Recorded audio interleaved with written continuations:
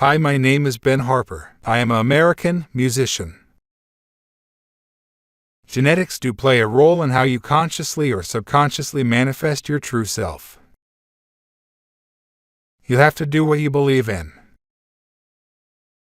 The Blind Boys are truly the deepest well of American musical heritage you can discover. Sometimes I think to talk too much about music almost cheapens it. My head works in music, so there's always music there.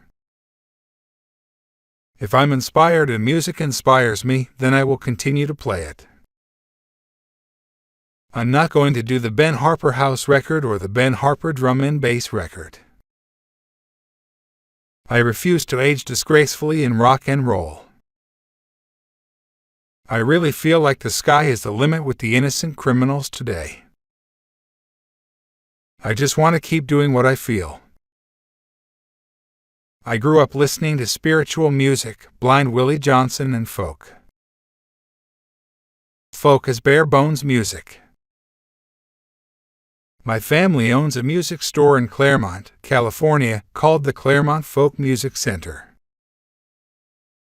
You're definitely a different person at different stages in your life.